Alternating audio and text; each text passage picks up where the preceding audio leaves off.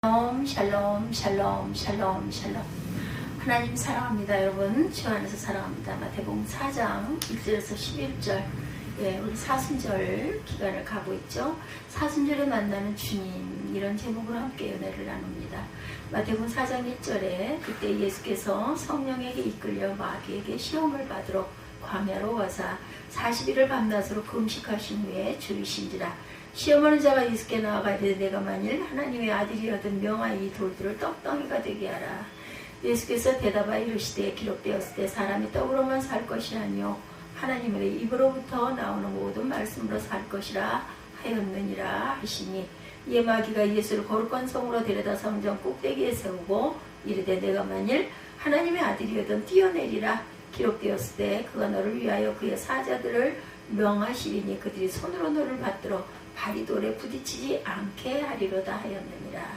예수께서 이르시되 또 기록되었을 때 주 너의 하나님을 시험하지 말라 하였느니라 하시니, 마귀가 또 그를 데리고 지극히 높은 산으로 가서 천하 만국과 그 영광을 보여 이르되 만일 내게 엎드려 경배하면 이 모든 것을 내게 주리라. 이에 예수께서 말씀하시되 사단아 물러가라. 기록되었을 때 주 너의 하나님께 경배하고 다만 그를 섬기라 하였느니라. 이에 마귀는 예수를 떠나고 천사들이 나와 수종드니라. 이 말씀 너무나 잘 아는 말씀이죠. 시험 받으시는 주님이십니다. 사순절 기간 중반 이후 30일이 넘었어요. 사순절은 세례 예정자에게는 세례를 준비하는 시간이고 죄인들에게는 참회의 시간이기도 하죠. 그래서 부활절까지 40일간을 금식하고 회개하며 보내는 기간, 아침 한 끼만이라도 금식할 수 있는 은혜가 있으시기 바랍니다. 초대교회 사순절의 원래 의미였는데 현대로 내려오면서 다소 많이 변형이 됐죠. 우리를 향한 그리스도의 고난과 죽음과 자기 희생을 기억하는 절기로 지키고 갑니다. 어떤 면에서는 초대교회가 엄격함과 철저함이 퇴색되어서 그 뜻도 상당 부분 약화된 감이 없지 않아요. 그렇지만 본래의 의미는 변한 게 없습니다. 원래 사순절 기간엔 교회마다 여러 행사들을 진행하죠. 한 끼 금식도 하고 성경 통독도 하고 매일 기도회를 갖기도 하죠. 오늘 말씀을 듣고 나시면 저와 여러분들이 왜 자진해서 뭔가 하시기를 바라는 마음인지를 알게 될 겁니다. 다만 사순절의 마지막인 고난주간 한 주만큼은 모두 다 새벽 예배에 함께 동참해서 기도하시길 바랍니다. 오늘 이 자리에 청소년들도 많이 있습니다. 오늘 말씀이 청소년들에게는 어려운 말씀, 좀 딱딱한 말씀이 될지도 모르겠지만 서론, 본론, 결론이 정해지지 않고 엉켜진 가운데 말씀이 진행되기도 하죠. 말씀 내용도 사건보다는 어떤 생각의 흐름을 뒤쫓아서 가게 됩니다. 지루할 수도 있겠지만 그런 가운데서도 성령께서 개입해서 깨달음과 은혜를 주실 줄 믿습니다. 말씀 가운데 성령의 기름 부으심이 저와 여러분 모두에게 넘쳐나시기를 예수 그리스도의 이름으로 축원합니다. 이스라엘의 중앙은 북에서 남으로 내리닫는 험한 산악지대였어요. 그 중간 조금 아래 해발 800m 고원에 자리 잡은 도시가 수도 예루살렘입니다. 거기서 고원을 타고 남으로 내려오면 지대는 점점 낮아지면서 평지가 되고 그 끝에 호수를 만나게 되는데 거기가 그 유명한 소금바다 사해다. 산을 타고 사해로 내려오자면 반드시 거쳐야 할 곳이 바로 오늘 본문에 나오는 유대 광야. 그 광야는 석회암과 자갈이 흩어져 있고 지층은 이리저리 뒤틀리고 산등성이는 심하게 꼬여 있어요. 바위들은 날카롭게 노출돼서 마치 톱날 같고 땅바닥은 말굽이 지나가듯 쿵쿵거립니다. 한번 햇볕을 받으면 그 일대는 마치 거대한 난로처럼 뜨겁게 달아서 이글거리고 밤이 되면 기온이 급강하여서 추위가 엄습해오죠. 이런 얘기 우리가 참 들으면 어떻게 살까 이런 마음 들죠. 저는 개인적으로 저 같으면 단 하루도 못 살 것 같아요. 사람이 도저히 살 수 없는 곳, 어떤 사람들이 조용히 근데 그곳에 머물고 있다. 예수님이셨어요. 오늘 이곳에 예수 그리스도를 당할 일이 어떤 건지는 여러분 모두가 다 아실 겁니다. 그리스도가 당한 일. 잘 알려진 제목을 빌리지만 마귀에게 받으신 3가지 시험 이렇게 표현이 되죠. 광야인 예수님과 마귀가 결투를 하는 모습이에요. 마귀가 뿔난 모습으로 무서운 이빨을 드러내며 손에는 방망이를 가지고 후려칠 듯이 예수님을 노려보고 있어요. 우리가 상상을 하자면 예수님 역시 마귀와 대치하면서 분명한 자세를 취하고 계십니다. 그리고 그들은 마침 틈이 보이면 언제라도 강한 펀치를 날릴 때 권투 선수처럼 링을 지금 빙빙 돌며 맞서고 있죠. 근데 사실을 말씀드리지만 이것은 우리가 떠올린 영상에 지나지 않아요. 지금 예수님이 계신 곳은 광야고 마귀는 눈에 보이지 않는 영적 존재죠. 따라서 거기에 뿔이란 마귀나 거룩한 성전이나 화려한 도성 같은 게 있을 턱이 없어요. 그래서 마귀의 시험이란 예수님의 생각 속에 일어난 혼란입니다. 예수님의 정신 속에 소용돌이치는 갈등, 돌이 떡덩이가 되게 해달라. 얼마나 시장하셨으면 우리도 그럴 때 있잖아요. 그렇죠? 가장 무서운 시험과 유혹은 외부로부터 오지 않아요. 눈에 보이지 않는 우리의 마음 깊은 곳에서 일어납니다. 예수께서 그랬듯이 마귀는 우리의 생각 속에 침투해 오죠. 돌을 떡으로 바꿔라. 높은 곳에서 뛰어내려라. 타협하고 천하를 얻어라. 이게 오늘 예수님이 받으신 시험이에요. 그러면 굶주림으로 고생하는 사람들이 살아나고 그들의 마음을 얻을 수 있고 어떤 경우에도 몸이 상한 일 따위는 없게 되죠. 결국 예수님은 세상을 다 소유하게 되세요. 근데 오늘 이 얘기를 접하면서 우리가 머리싸매가 궁리할 게 있습니다. 오늘 이 마귀의 시험에 어떤 악한 요소가 있었는가, 어떤 나쁜 요소가 있었는가, 어쩌면 이 세 가지는 메시아로서는 당연히 기대되는 요소가 아니었을까. 어차피 얼마 안 있으면 예수님은 5,000명을 먹이는 기적을 베푸시고 병자를 고치시고 그것보다 더한 이적을 행하게 될 것이기 때문이에요. 예수님 지금 무엇 때문에 갈등하고 계신가?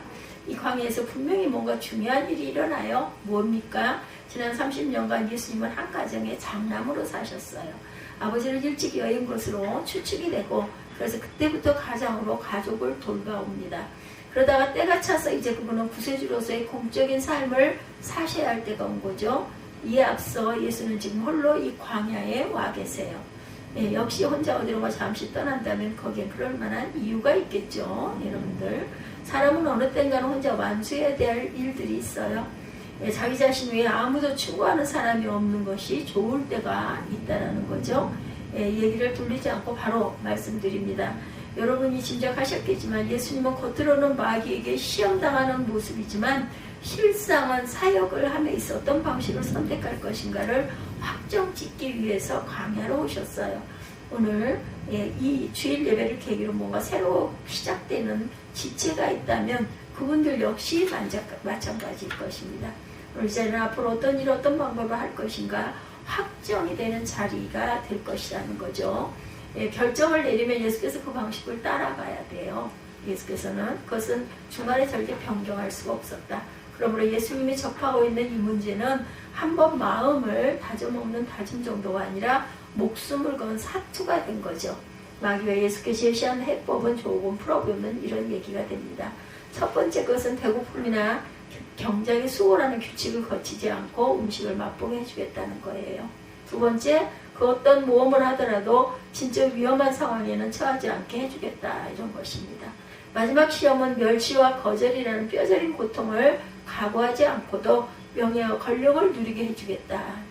결론으로 이것들은 십자가 없이도 왕관을 씌워주겠다는 제의인 거죠. 명예와 권력을 누리게 해주겠다.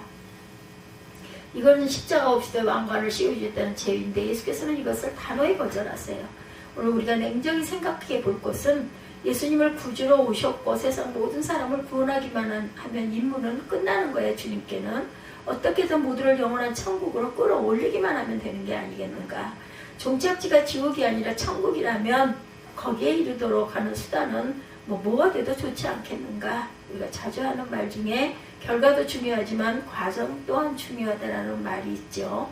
그렇지만 이 명제를 여기서 적용시키기에는 너무나 중대하다. 그러니 무시해도 된다는 겁니다. 그렇지만 어쨌든 주님은 마귀가 제안한 이 방식을 거절하죠. 예수님의 의도는 뭐였을까? 우리 인생에 어떤 계기를 마련해준 책이 몇 종류가 있는데 다른 시간에 몇 번 소개를 한 적이 있는데 우리 청소년들이나 청년들도 한번 접해보시기 바랍니다. 만화가 이상무 씨의 작품 중에 독고타기 주인공으로 나오는 만화들은 유년기에 소년기로 넘어가게 해주는 우리 청소년들에게 또한 조금 청장년들도 있죠. 니코스 카잔카스키의 그리스바인 조르바라는 책은 소년기에 있던 우리를 청년기로 넘어가게도 해주었어요. 연세가 좀 많이 드신 분들은 아마 이 책을 아실 겁니다. 히라빈 조르바, 저도 이 책을 봤습니다.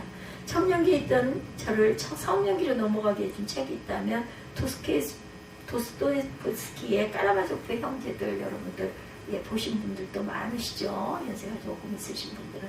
특히 까라마조프의 형제들이란 책은 읽어내기가 쉽지는 않아요. 아직 읽어보시지 않은 분들은 한 번은 읽으셔야 할 책이기도 합니다. 도스토옙스키는 까라마조프의 형제들이라는 소설의 중심축에 오늘 본문인 예수의 유혹 장면을 삽입합니다. 형제들 중 둘째인 그 이반의 대신문관이라는 서사시를 통해서 얘기가 진행이 됩니다. 16세기 세빌리아에 매일같이 종교재판이 열려요. 이단자들을 화형시키는 불길이 하루도 빠짐없이 시뻘겋게 타오르죠. 자기들과 조금만 신앙이 달라도 추기경은 그들에게 즉시 화형을 선고합니다. 그러던 어느 날 그 도시에 아주 허름한 옷을 입은 예수가 나타나요. 90에 가까운 이 경험 많은 추기경은 당장의 예수를 바라보고 그를 포박해 감옥에 가둡니다. 그리고 예수를 신문하기 시작을 해요. 대신문관인 추기경은 우리가 읽은 이 마태복음 본문의 마귀의 유혹을 물리친 것에 대해서 예수를 몹시 비난하죠. 그 비난의 요지는 예수는 광야의 유혹을 거절함으로 가장 위대한 권세 3가지를 몰수당했다. 기적, 신비, 권위, 이 모든 것을 몰수당했다는 거죠. 오늘 말씀을 깊이 따지고 들어가 보면 마귀의 유혹은 바로 이 3가지 능력으로 세상을 구원하라는 것이었어요. 근데 예수님은 그것을 거절하시죠. 대신문관은 이렇게 말합니다. 예수 당신은 사단의 충고를 받아들여서 기적을 행하고 사람들 사이에 명성을 구가해야 옳았소. 또 당신은 권위와 권세를 주겠다는 제안을 수락해야 했소.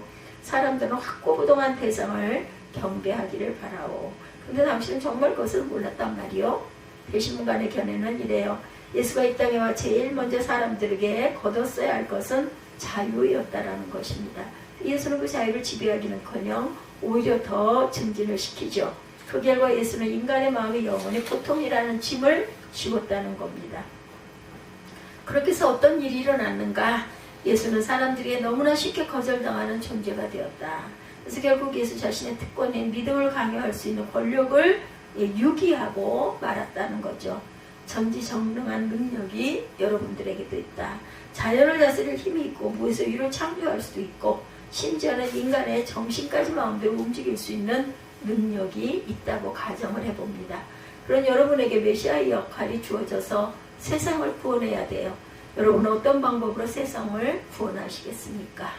돌을 떡으로 만들면 사람들은 벌떼처럼 보일 거예요. 이것은 인간의 가장 근본적인 문제이기 때문입니다. 실제로 베세다 들판에 떡 5개와 물고기 2마리로 5,000명을 먹이셨을 때 사람들은 예수를 왕으로 삼으려고 하죠. 높은 곳에서 뛰어내렸는데도 아무 이상이 없어요. 사람들의 가장 큰 욕구는 안전에 대한 욕구였습니다. 그 안전과 안정을 누릴 수 있다면 여러분은 세계를 지배할 것이다. 또한 사람들은 누구랄 것 없이 자신의 이름이 높여지기를 원합니다. 만약 여러분이 사람들에게 명예와 권세와 물질을 한꺼번에 줄 수 있다면 여러분은 당장 신으로 모셔지게 될 것이다.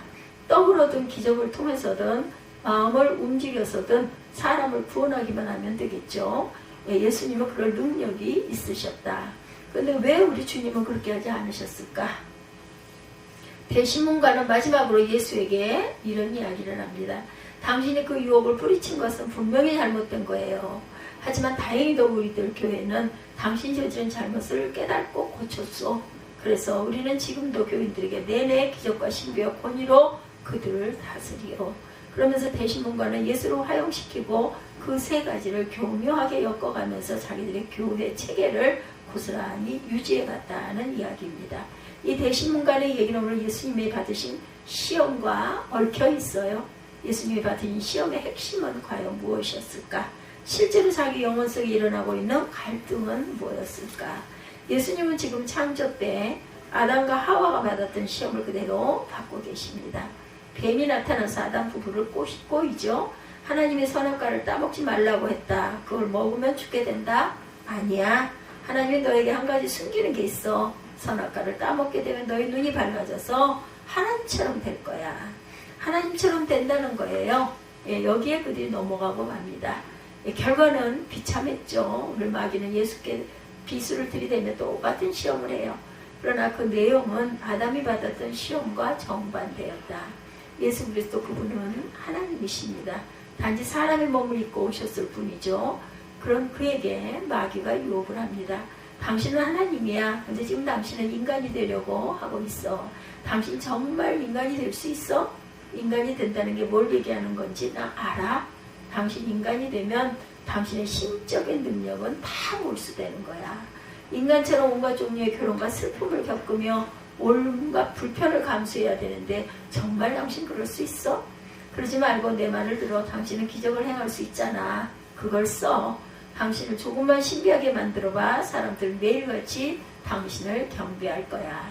그리고 좀 합리적으로 일을 해. 당신의 지시 없이는 아무것도 못하게 인간의 영혼을 꼭 붙잡고 있으면 되잖아. 그러면 세상은 금방 구원을 받게 될 거야. 그런데도 예수님은 그것을 단호히 거절하시죠. 예. 우리에게는 오늘 이런 예수님의 태도에 대한 의문이라는 게 한두 가지가 아니죠. 도대체 신으로 전능을 버리면 뭘로 구원을 할 것이며, 또한 한사코 신의 능력을 쓰지 않으려고 했던 이유는 무엇인가? 그렇게 해서 예수님이 우리에게 궁극적으로 주시려고 했던 건 무엇이었을까? 예수님이 그 모든 것을 버리시면서까지 우리에게 주시기를 원하셨던 것, 자유입니다. 우리의 자유, 이것이 우리 주님께서 그토록 우리에게 주시기를 원했던 것이다. 이것을 주시기 위해서 예수님은 당신을 그토록 억제하셨던 거예요. 스스로를. 믿음을 처음 갖게 된 분들에게 가장 많이 받는 질문도 바로 이 부분이죠. 하나님은 전지전능하시다면서 왜 인간으로 하여금 죄를 짓게 하셨습니까? 아예 죄를 모르도록 안전장치를 마련해 놓거나 그 자체가 없게 만들면 되지 않겠습니까? 마귀의 권력은 현혹하고 파괴하는 권력이라는 것, 그것은 강제적이라는 것을 잊지 마시기 바랍니다. 현혹하고 파괴하고 그것이 또한 강제적으로 행해지게 된다는 거죠. 그렇지만 우리 주님의 권력은 억압하지 않는다. 눈으로 보이지도 않아요. 예수님은 기적으로 우리를 묶어놓기를 원치 않으시죠. 우리를 기적의 노예로 삼지 않기를 바랍니다. 예수님 우리를 변화시킬 때 절대로 강제하지 않으신다는 것, 오직 우리의 선택에 맡기죠. 우리 선택에 맡기시는 것이 포기하는 것처럼 보인다고요? 그렇지 않습니다. 그분은 원치 않는 자에게 자신을 강요하고 싶지 않으셨던 거죠. 예수님은 인간을 잘 알고 계셨어요. 당신의 전지전능을 썼을 때 어떤 반응이 나올 것도 알고 계셨습니다. 권력은, 기적은, 신비는, 그런 것들은 사람을 복종하게는 할 수 있지만 사랑하게는 하지 못한다. 우리는 이미 역사를 통해 그것을 너무나 잘 배워왔습니다. 총칼 앞에 복종을 하지만 그 위의 감정은 끌어낼 수가 없었다. 히틀러에게 복종을 하지만 그를 사랑하는 사람은 아무도 없습니다. 우리는 때때로 마귀의 유혹에 빠져 마귀에게 복종합니다. 그렇지만 우리 중에 아무도 마귀를 사랑하는 사람은 없어요. 바로 예수님은 우리를 사랑하셨기 때문에 사랑받기를 원하신 거죠. 그분이 우리에게 원하시는 것 또한 사랑뿐이었다.